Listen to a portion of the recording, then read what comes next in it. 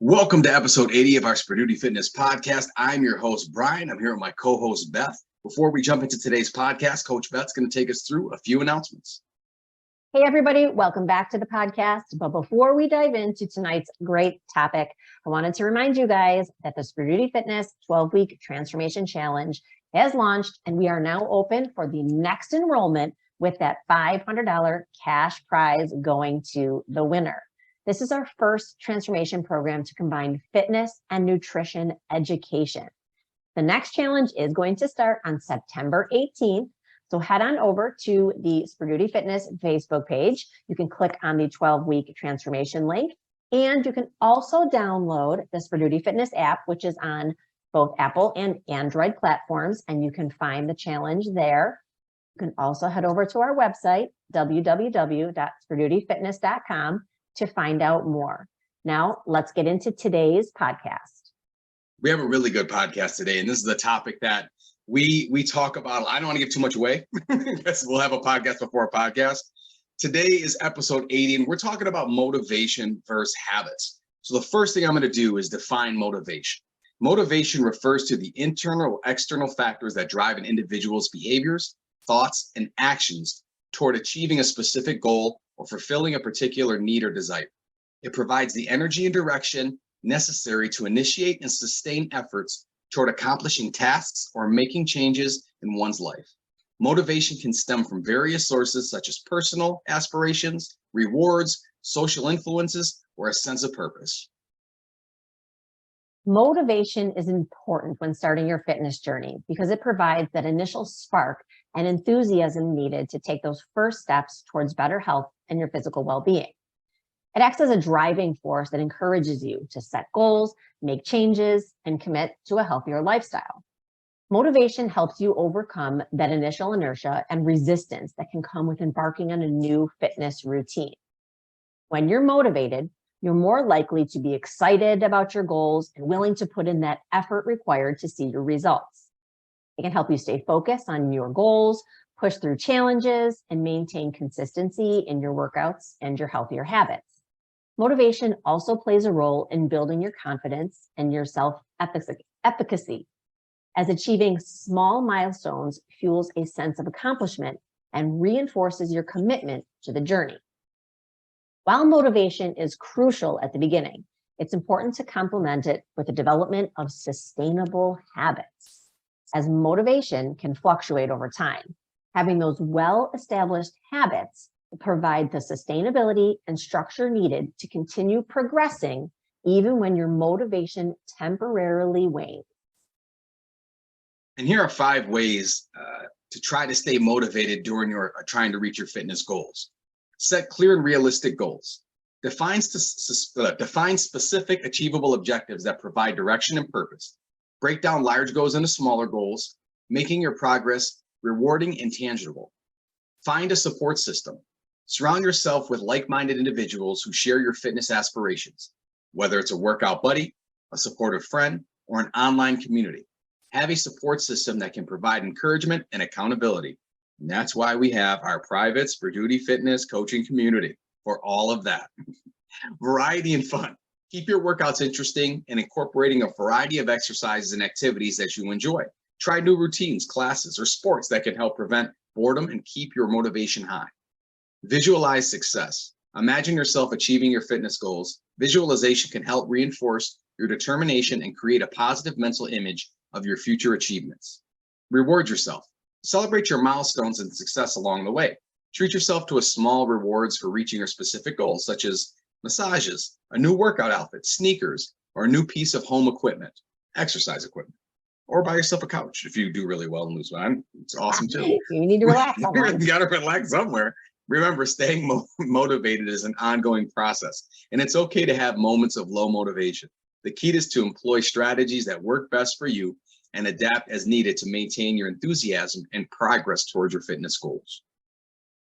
Now, you guys, while your motivation may be high in the beginning, let's be honest, there is going to be a little bit of a honeymoon phase for weight loss. This honeymoon phase of your weight loss journey refers to this initial period when somebody begins a new diet or a fitness program and experiences this this rapid and noticeable weight loss. And during this phase, individuals often feel motivated, excited, and optimistic about their progress. The weight loss may seem relatively easy, and they may see significant changes on the scale or in the way their clothes fit. However, the honeymoon phase is usually temporary. As the body starts to adjust to the changes, and it will adapt to this new routine, the rate of weight loss may slow down. And this can be frustrating for some, as the initial rapid progress may taper off. So it's important to note that weight loss is not linear and plateaus are common. To sustain long-term success, it's crucial to focus on realistic goals, healthy habits, and a balanced approach to weight loss. While the honeymoon phase may provide a motivational boost, it's essential to remain committed to your journey even when the progress slows down, and to remember that slow, steady, and sustainable changes are more likely to lead to lasting results. And that's so true. And there's so many reasons that people see so much progress in that initial honeymoon phase, such as water loss. I know in the beginning, a substantial portion of weight loss can be attributed to water weight. When you reduce caloric intake or make dietary changes, your body may release restored glycogen, a form of stored carbohydrate that holds onto water. As glycogen is used up, water is released, leading to an initial drop in weight. And this goes along too, just a side note with this, when a lot of people do low carb diets, they see that initial weight loss as well, and they attribute it to the low carb diet when it's just the glycogen levels lowering. You'll also caloric deficit. During the honeymoon phase, individuals are often in a noticeable caloric deficit, where they're burning more calories than they're consuming. This leads to initial rapid weight loss as the body taps into its energy reserves. Motivation and adherence. New routines and habits can lead to heightened motivation and adherence to the weight loss plan. This can result in consistent exercise and healthier eating choices, contributing to greater weight loss. Absolutely. And wrapping that all together, a lot of things I heard you talk about in there were about habits, as your habits start to grow and continue. I wanted to break down what are habits and what is the definition of our habits. Habits are the automatic and repetitive behaviors, actions, or routines that have become ingrained in a person's daily life through consistent repetition over time. These behaviors often occur without conscious thought or deliberate decision making. Habits are formed as the brain creates strong neural connections based on repeated actions, making them a fundamental part of an individual's behavior and lifestyle. Creating healthy habits is more important than relying solely on motivation for achieving fitness goals, because habits provide a consistent framework that sustains progress even when motivation wanes. Habits are your automatic behaviors developed through repetition, making them more reliable and sustainable than fleeting bursts of motivation. While motivation can fluctuate, habits provide structure, helping you stay on track regardless of your current mindset. They reduce decision fatigue by making healthy choices second nature, leading to longer-term success. In contrast, relying solely on your motivation can lead to inconsistency and setbacks, making it harder to achieve and maintain your fitness goals. And here are 5 habits that you can incorporate to help reach your fitness goals. 1, regular exercise routine. Establish a consistent exercise routine that includes a mix of cardiovascular activities, strength training, and flexibility exercises. Aim for at least 150 minutes of moderate intensity aerobic exercise or 75 minutes of vigorous intensity aerobic exercise per week, along with muscle strengthening activities on 2 or more days.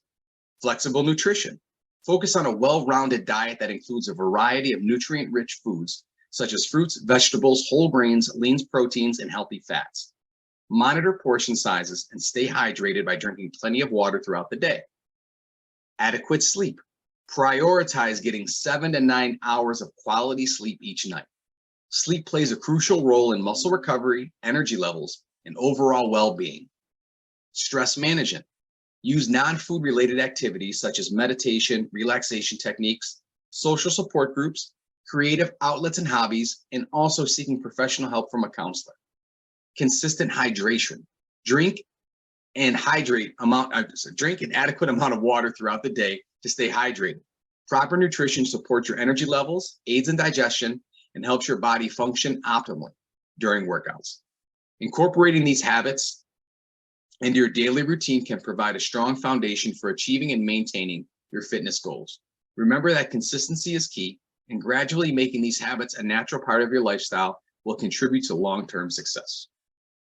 I think habit change is one of the most underrated parts of a weight loss journey. I don't think people realize that when they become unhappy with the way they look or the way they're feeling, or what's happened to them over their lives, they're not really looking at it. It's been their current habits that are putting them in that position. So what I love about what we do with our clients, it's really making them take a look at what are your habits. And that's one of my favorite parts about tracking. I know there's some people that are not very fond of tracking. Show me the data. I say it all the time. Show me the numbers, show me the data, and I will show you how to make changes.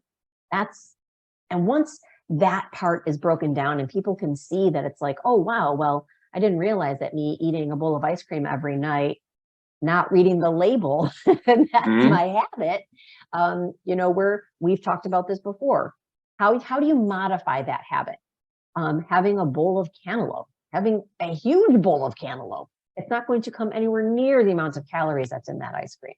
So when you look at your habits, you really start to see how you can make those changes. And you are not going to make those changes overnight. Let's be honest. It's just something to really be able to help make you self-reflect and look and say, okay, where can I start making some changes to my habit? And that's where we come in and help and say, okay, well, we're going to start with one thing at a time. One habit most people are not used to is finding out their caloric intake. That's a whole new habit to build. And when you think, if you're 40 plus and above, you've got 40 years under your belt of a habit that you're now going to start to change. That's a big step to take, but it can be done. Yeah, and I tell you what, one of the biggest things we need to do, one of the biggest habits, is we need to prioritize making ourselves a priority. Yeah. Amen. I 100% agree with that. Because and I literally just had that check-in with someone today and said, you have got to remember that you are worth making yourself a priority. And that's hard to do. It's hard to do. Because nothing else will fall into place unless you make yourself a priority first. You won't worry about your sleep. You won't worry about your nutrition. You won't worry about your workout. You won't worry about stress management unless I'm making myself a priority. And like a quick, just side note story to this. And it's just because we get caught up in work all the time. I had someone contact me about training not too long ago. And I was trying to figure out a time to get them in. And I have my workout times planned. And I'm like, well, I can switch this time here. And I'm like, no, I can't. No. You have to be, it's okay to be greedy with your time. It's okay. Well, I would say that is probably the number one thing I see most people struggle with is being able to give themselves time. Yeah. 100%, yes. Male and female clients.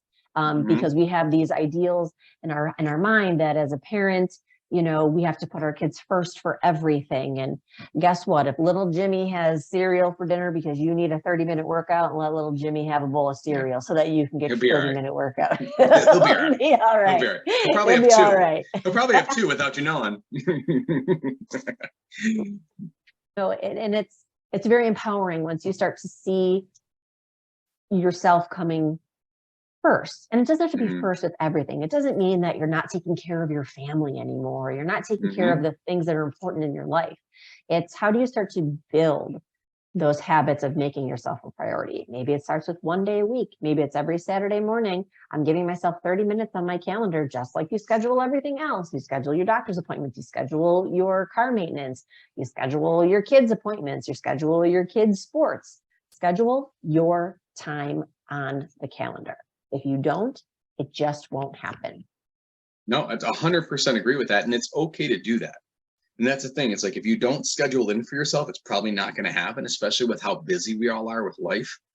If you don't take the time to go, I trained her in that time. Well, can't you just, I trained her in that time. What if I trained her in that time? That's my time to train. And it's also important to make sure, one of the topics you mentioned before was having that support group and that community support group. making sure that your friends and family know that you're going to start putting some time in for yourself, Mhm. because that's something that's going to change for everybody that's around you. So make sure that your spouse knows, that your kids know, hey, you guys are going to soccer practice today for an hour. So instead of me sitting in the chair watching you, I'm going to go take a walk, and I'll only be Mhm. gone for 25 minutes, and then I'll see, and I can't wait to see what you've learned. Mhm. That's a really big one that's hard for parents to do, is to say, I'm going to give myself a little bit of time during your practice for me to go Yeah. work on myself. Yeah. Never miss a game. Might miss a practice. Yeah, yes, I'll absolutely. be there definitely for the games. I'll be there for the game. Yeah, be there for the game. But it's, when they're at practice, that's their time. And it's kind of like that's their time with friends. And it's really a great opportunity for us to utilize that dual time. Hmm. As a Yeah, it mom is. with 4 kids of my own, like, hello, you've got Yeah. to fit it in. Well, like you said, though, it's scheduling, whether it's, all right, I'm going to make it a priority to be in bed at 10. I'm just going to try for 10. Yep. If you do that 80% of the time, that's a huge win. Yeah. So you don't have to be perfect, just be consistent with it. You know what I mean? It's the same as like, nope, I have to cook my food. I got to get my food prepped because if I don't get it prepped today, it's not going to get prepped for the rest of the week. Right? I have to do this. I have to do this. I got to do my cardio at this time. It's okay to do those. You're still getting everything else done. But if you don't prioritize for yourself, what what do we always say? Make time for yourself before they make you take time for yourself. Or what we saw, there was something we used to say, and I forgot what it was. It's saying basically like take care of yourself now before something happens and you're forced to take care of yourself. Pay attention to your Absolutely. health. You know what I mean?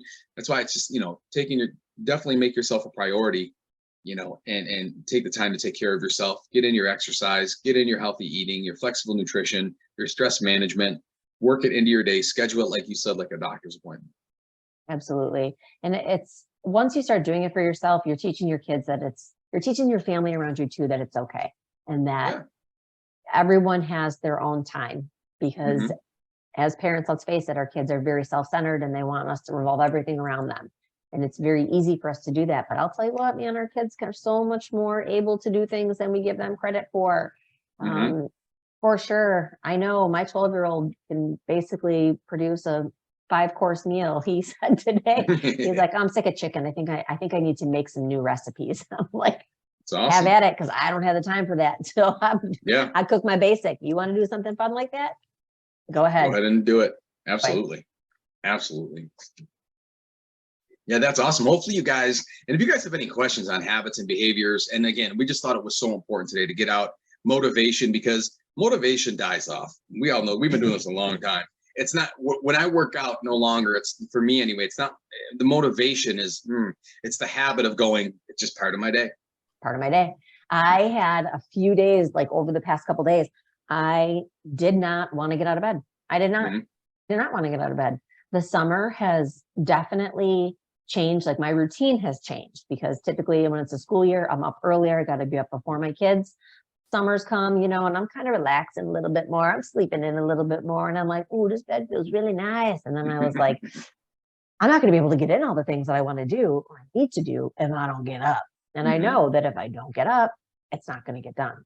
So I was like, nope, let's go up and at them, because that's the new habit. And I crack up every time I see my memories pop up and I'm like, why don't these kids get up? Why are they up at 7 o'clock? And now I'm like, why are you guys not up at 7 o'clock? I'm Right. up at 5:30. Let's go. We've got stuff to do. The day has started.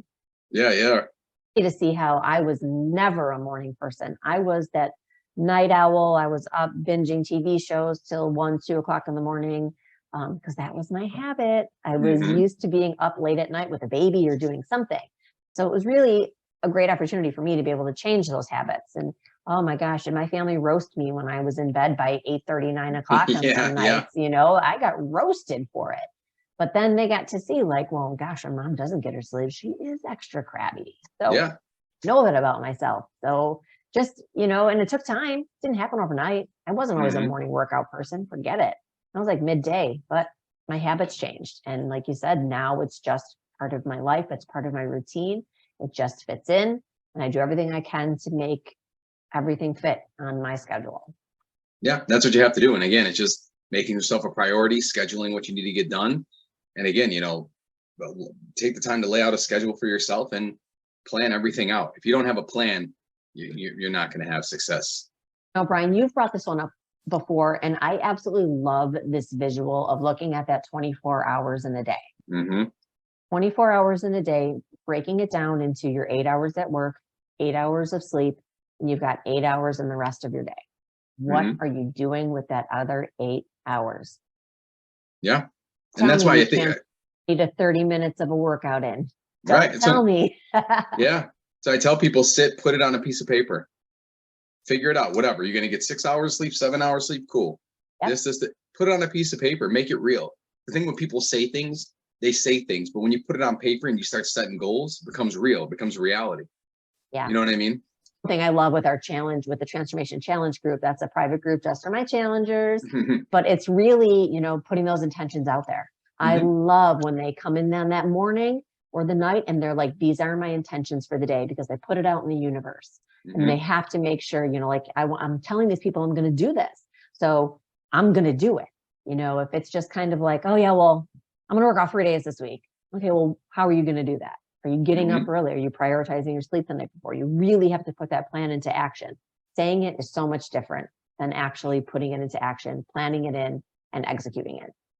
Yeah, 100%. So hopefully this podcast helped you guys out. And if you have any questions, of course, you can contact Coach Beth at Sperdutifitness.com, myself at Brian@Sperdutifitness.com. And we hope you guys enjoyed this podcast, and we will catch you guys next podcast. Like and share. Thanks, guys.